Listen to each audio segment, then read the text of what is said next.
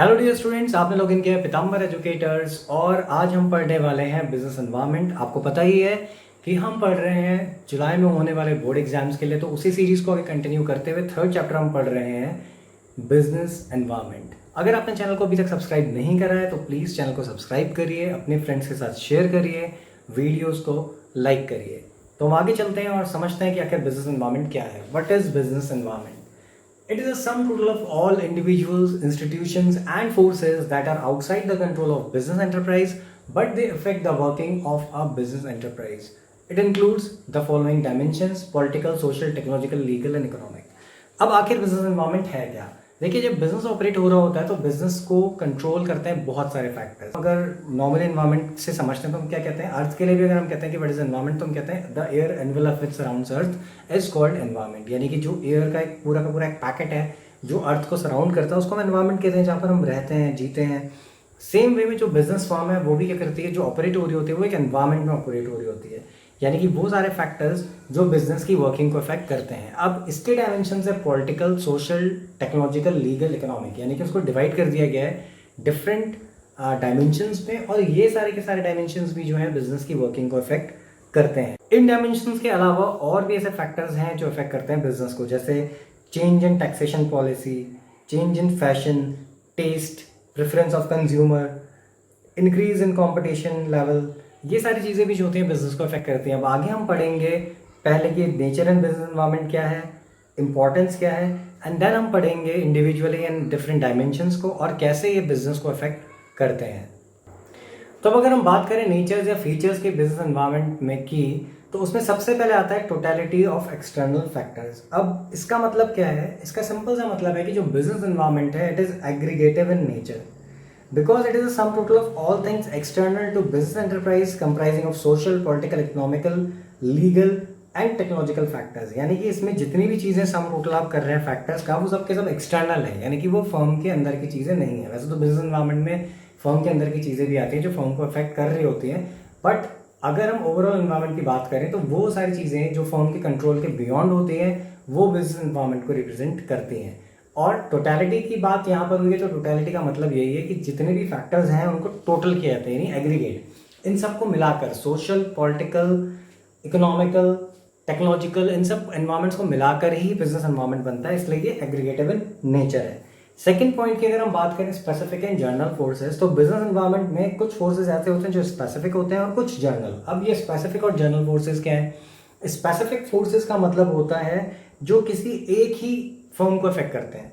For example investors, customers, competition and suppliers, ये क्या करते हैं? सिर्फ एक फर्म को अफेक्ट करेंगे। जैसे सपोज इन्वेस्टर्स हैं, अगर इन्वेस्टर्स को लगता है कि if they are losing confidence in a firm तो इन्वेस्ट कम करेंगे, उसका इम्पैक्ट जो है सिर्फ उसी फर्म पे पड़ेगा, उसका इम्पैक्ट दूसरी फर्म्स पे नहीं पड़ेगा। सेम वे में कंज्यूमर प्रेफरेंस की अगर हम बात करें तो कंज्यूमर प्रेफरेंस भी जो होता है वो स्पेसिफिक होगा, बिकॉज अगर एक स्पेसिफिक प्रोडक्ट के लिए कंज्यूमर का प्रेफरेंस जो है वो चेंज होता है तो उसका इम्पैक्ट सिर्फ और सिर्फ उसी फर्म पे पड़ेगा जिसके लिए ऐसा हुआ है, ना कि दूसरी फर्म पे। लेकिन अगर हम बात करें जर्नल फोर्सेस की, तो जर्नल फोर्सेस जो है बिजनेस एनवायरनमेंट के, वो ऐसे फोर्सेस या फैक्टर्स होते हैं जो सारी की सारी फर्म्स को अफेक्ट करते हैं, उनकी वर्किंग को अफेक्ट करते हैं। For example political, legal, technological conditions. अगर पॉलिटिकल पार्टी कुछ रूल्स चेंज करती है, पॉलिटिकल पार्टी अनस्टेबल है, तो ऐसे में जो इम्पैक्ट पड़ेगा वो सारी की सारी फर्म्स पे पड़ेगा, यानी सिंगल फर्म पे नहीं पड़ेगा बल्कि हर एक फर्म पे पड़ेगा। सेम वे में change in technology, technological changes का जो इम्पैक्ट होगा वो भी क्या होगा? सारी फर्म्स पे पड़ेगा। आप इसको सिंपल वे में समझ सकते हैं। अगर हम मोबाइल्स की बात करें तो पहले मोबाइल क्या होता था? एक सिंपल सा मोबाइल आता था 2G, then with the time 3G mobile आया। तो जो 2G से 3G में ट्रांजिशन हुआ तो जो मोबाइल कंपनीज थी जो मैन्युफैक्चर कर रही थी मोबाइल्स को, उनको भी क्या करना पड़ा? टेक्नोलॉजी को अपग्रेड करना पड़ा। एंड देन फाइनली 3G से 4G में एकदम से ट्रांसफॉर्मेशन हुआ, एंड अब अल्टीमेटली 5 जनरेशन जो है यानी 5th जनरेशन है वो लॉन्च होने वाली है। इसका एक एग्जांपल आप कलर टेलीविजन से भी ले सकते हैं। जब स्टार्टिंग में टेलीविजन लॉन्च हुए थे तो क्या थे? ब्लैक एंड व्हाइट टेलीविजन थे। तो ऐसी फर्म्स जो ब्लैक एंड व्हाइट टेलीविजन को प्रोड्यूस करती थी, with the upgradation in technology and demand, यानी कि चेंज हुई डिमांड, टेलीविजन जो थे कलर बन गए, तो उन्होंने क्या किया? खुद को अपडेट किया, फटाफट अपग्रेड किया और कलर टेलीविजन प्रोड्यूस करना शुरू किया। लेकिन सडनली क्या हुआ? टेक्नोलॉजी फिर चेंज हुई, एंड आज की डेट में जो टाइम है आपने देखा होगा कि एलईडी टेलीविजन जो है वो मार्केट में है, हर चीज़ में एलईडी यूज़ हो रही है, आपके मोबाइल स्क्रीन से लेके आपके लैपटॉप की स्क्रीन और इवन टेलीविजन। तो ऐसे में क्या हुआ उन कंपनीज के लिए, यानी बहुत सारी कंपनीज तो ऐसी थी जो आउट ऑफ मार्केट हो गई because they were not having such amount to invest and can survive in the market. तो ये जो है इम्पैक्ट बिजनेस एनवायरनमेंट का होता है, और ये जो है जर्नल फोर्स था, यानी कि एग्जाम्पल जर्नल फोर्स का था बिकॉज ये जो ट्रांसफॉर्मेशन हुआ या जो चेंज इन टेक्नोलॉजी है, इसने पूरी की पूरी जो टेलीविजन इंडस्ट्री होगी, यानी कि जो टेलीविजन मैन्युफैक्चरिंग इंडस्ट्रीज थी, उनको अफेक्ट किया। अब अगर बात करें इंटर रिलेटेडनेस की, तो इंटर रिलेटेडनेस का मतलब ये है कि जितने भी एलिमेंट्स बिजनेस एनवायरनमेंट के वो एक दूसरे से इंटर रिलेटेड हैं। कैसे? अब इसको एक सिंपल वे में हम समझ सकते हैं कि अगर कंज्यूमर की इनकम इंक्रीज होती है तो इकोनॉमिक एनवायरनमेंट चेंज हो रहा है, यानी कि कंज्यूमर की इनकम बढ़ रही है। अब कंज्यूमर की इनकम बढ़ने से क्या होगा, वो अपना स्टैंडर्ड ऑफ लिविंग रेज करेगा, ज़्यादा क्या नाम है आपके क्वालिटी प्रोडक्ट्स को डिमांड करेगा, तो उससे जो लिविंग का स्टैंडर्ड है वो जो चेंज हो रहा है उससे इम्पैक्ट किस पे पड़ेगा, सोशल एनवायरनमेंट पे पड़ेगा। यानी जितने भी एनवायरनमेंट हैं, चाहे वो पॉलिटिकल हो, लीगल हो, सोशल हो, ये सब के सब आपस में इंटर रिलेटेड हैं, यानी कि ये कनेक्टेड है एक दूसरे से।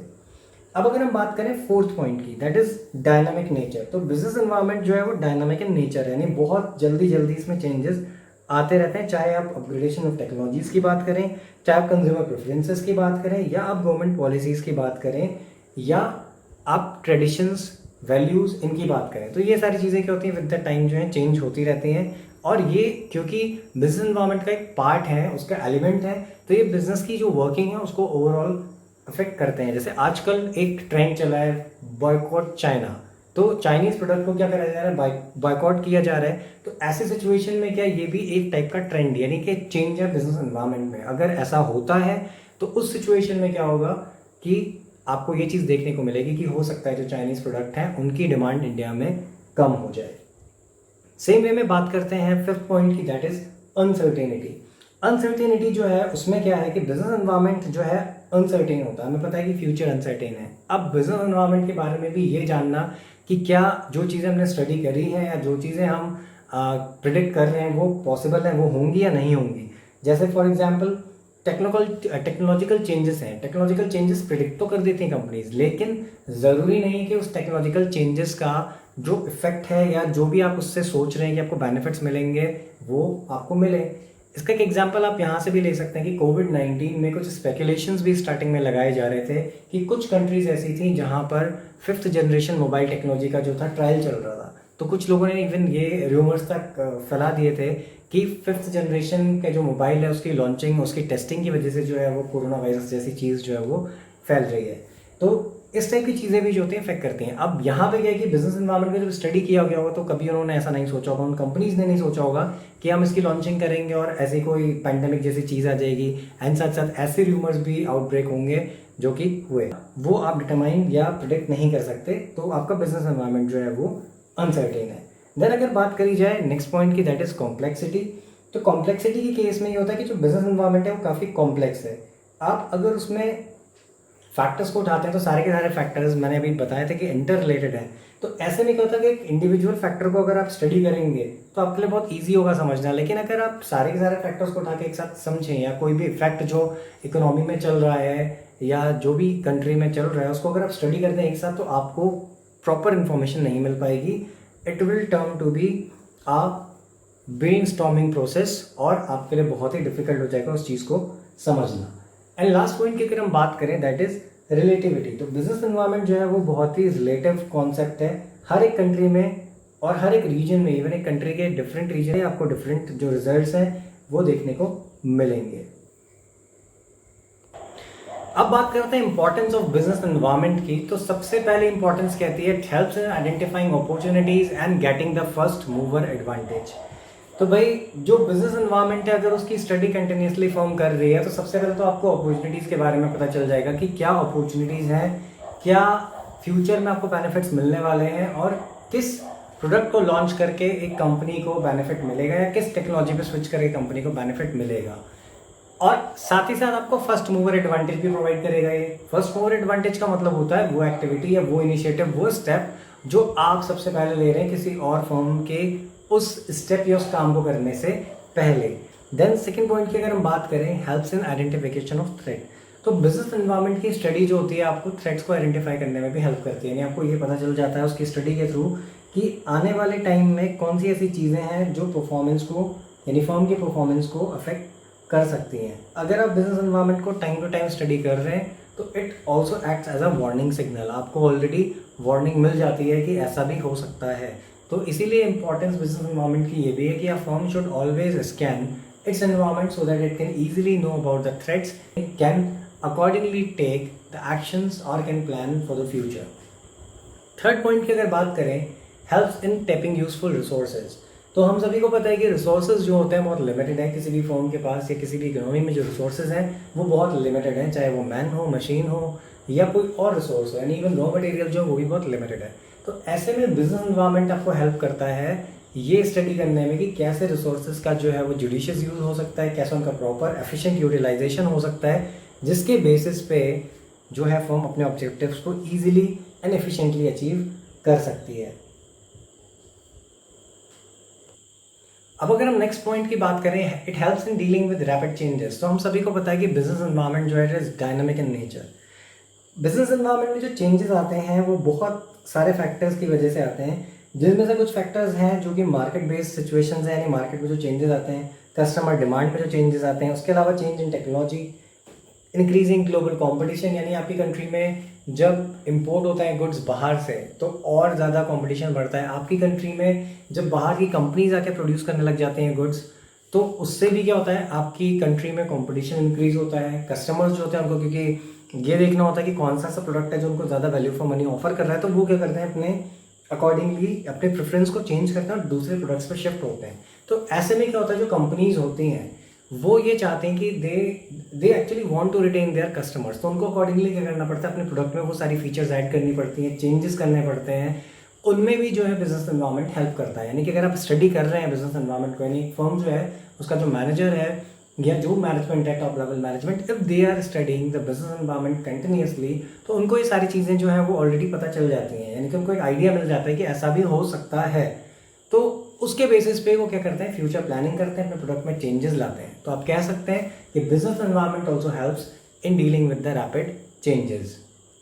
नेक्स्ट पॉइंट कहता है helps in planning and policy formulation. तो भाई अभी हम ये ऑलरेडी बात कर चुके हैं कि कैसे बिजनेस एनवायरनमेंट की स्टडी हेल्प करती है।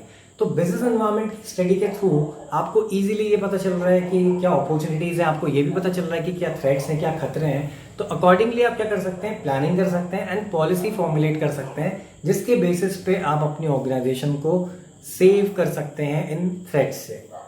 एंड साथ ही साथ जो अपॉर्चुनिटीज़ आप आइडेंटिफाई करेंगे उनको एक्सप्लोर कर सकते हैं और उनके थ्रू अपनी फर्म की ग्रोथ करवा सकते हैं। लास्ट पॉइंट इसका कहता है it helps in improving performance. तो आप ये कह सकते हैं कि ये वाला जो पॉइंट है ये इन सबका कॉम्बिनेशन है, यानी कि बिजनेस एनवायरनमेंट की कंटिन्यूस स्टडी जो है वो हेल्प करती है आपकी पोजीशन को, not only in present but in for future also. यानी कि आपका जो प्रेजेंट परफॉर्मेंस है वो तो अच्छा हो ही जाता है, साथ ही साथ आपका जो फ्यूचर परफॉर्मेंस है, आपकी जो फर्म का फ्यूचर परफॉर्मेंस है वो भी इंश्योर होता है बिजनेस एनवायरनमेंट की स्टडी के थ्रू। आई होप ये कॉन्सेप्ट आपको अच्छे से समझ में आया होगा। अगर आपको वीडियो पसंद आए तो उसे लाइक करिए, अपने फ्रेंड्स के साथ शेयर करिए एंड चैनल को सब्सक्राइब करिए। Thanks for watching the video.